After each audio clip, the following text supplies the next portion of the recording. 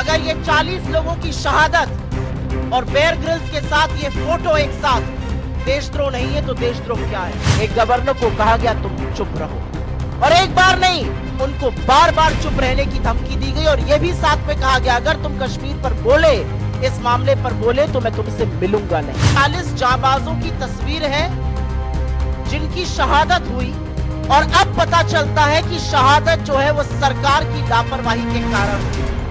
और इसमें जो दूसरी लाइन है उसमें जो पहले व्यक्ति है पंकज त्रिपाठी जी, वो मेरे गृह क्षेत्र महाराजगंज से आते हैं, और उनकी शहादत के वक्त जब मैं उनके घर गई थी तो मैंने वहां पर उनके पिता को, उनकी गर्भवती पत्नी को और उनके छोटे से बच्चे को बिलखते हुए देखा है। तो मेरे लिए यह मामला बहुत धन्यवाद आपका। पुलवामा को लेकर हमेशा से कुछ चीजें संशय के घेरे में रही हैं। 300 किलो आरडीएक्स कैसे आ गया, विमान से क्यों नहीं ले जाने दिया गया, जो रोड था, जो मेन रोड जिस पर यह काफिला जा रहा था, आर्टीरियल रोड्स को बंद क्यों नहीं किया गया, इतना इंटेलिजेंस इनपुट था, जैश की धमकी थी, उसके बावजूद भी सड़क से क्यों लेकर गए, और इस जांच का क्या हो रहा है, ये सारी चीजें संशय के घेरे में थी। अगाहे बगाहे इस पर चर्चा भी हो जाती थी। ईश्वर जाने असलियत क्या है, लेकिन मेरे लिए यह बहुत निजी मामला है, और मैं ये डिस्क्लेमर के साथ कहती हूं क्योंकि ये उन 40 जाबाजों की तस्वीर है जिनकी शहादत हुई, और अब पता चलता है कि शहादत जो है वो सरकार की लापरवाही के कारण हुई। और इसमें जो दूसरी लाइन है उसमें जो पहले व्यक्ति है पंकज त्रिपाठी जी, वो मेरे गृह क्षेत्र महाराजगंज से आते हैं, और उनकी शहादत के वक्त जब मैं उनके घर गई थी तो मैंने वहां पर उनके पिता को, उनकी गर्भवती पत्नी को और उनके छोटे से बच्चे को बिलखते हुए देखा है। तो मेरे लिए यह मामला बहुत निजी है। ईश्वर जाने इसका सत्य क्या है, लेकिन जो सत्यपाल मलिक जी ने कहा है उसने पूरे देश को सकते में डाल दिया है, पूरे देश को स्तब्ध कर दिया है। क्योंकि सत्यपाल मलिक जी, जैसा कि जयराम जी ने कहा या पवन जी ने कहा, यह कोई आम साधारण व्यक्ति नहीं है। ये जम्मू कश्मीर के 2019 के गवर्नर, राज्यपाल थे जब यह हमला हुआ। ये गोवा के राज्यपाल रहे, ये मेघालय के राज्यपाल रहे, बिहार के राज्यपाल रहे, और इनकी काफी निकटता, ये विश्वास पात्र थे प्रधानमंत्री का। फर्स्ट नेम टर्म पर इन लोगों की बातें होती हैं, और ये वो बात कह रहे हैं, इस बात की पुष्टि ये कर रहे हैं।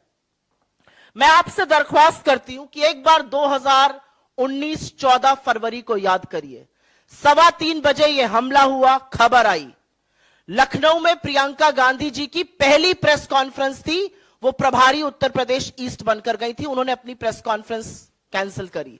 राहुल गांधी जी का एक भोज था G20 राजनयिकों के साथ, उन्होंने वो कैंसिल किया। लेकिन आपको पता है कि हमले के 2 घंटे बाद भी अमित शाह जी ने रैली करी, और प्रधानमंत्री मोदी कॉर्बेट नेशनल पार्क में बेयर ग्रिल्स के साथ मैन वर्सेस वाइल्ड शूट कर रहे थे।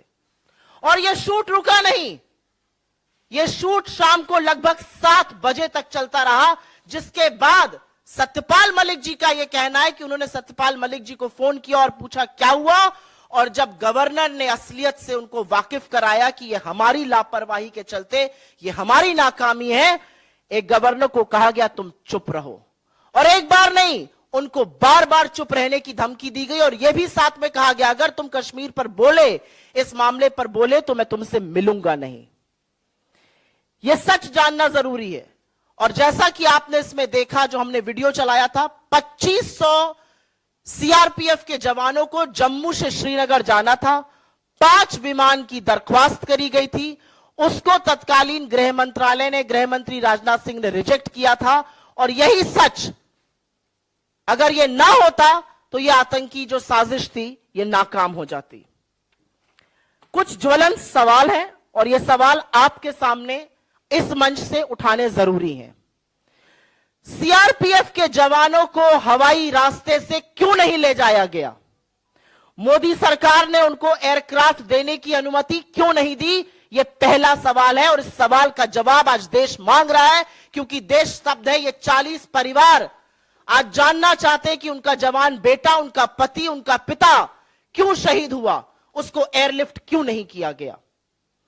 जैश की धमकी को, जैश ए मोहम्मद जिसने इसकी रिस्पॉन्सिबिलिटी ली, ये दूसरा सवाल है, उसकी धमकी को नजरअंदाज क्यों किया गया।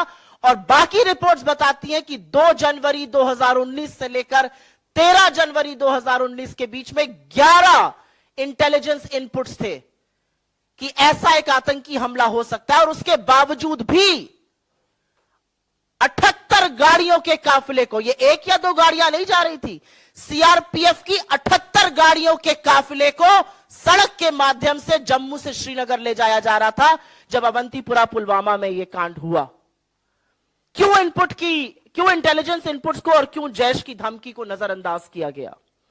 तीसरा और बहुत बड़ा सवाल, और यह सवाल सब लोग पूछते हैं, 300 किलो आरडीएक्स से भरा एक गाड़ी टक्कर मारती है एक बस को और वहां पे स्वाहा हो जाता है सब।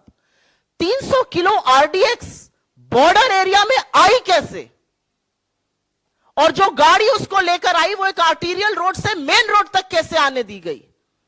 पूरा सैनिटाइजेशन होता है रोड का। और आज ये सवाल है कि क्या हमारे सैनिकों की जान इतनी सस्ती है कि वहां पर कोई बंदोबस्त नहीं किया गया था? यह तीसरा बड़ा सवाल है।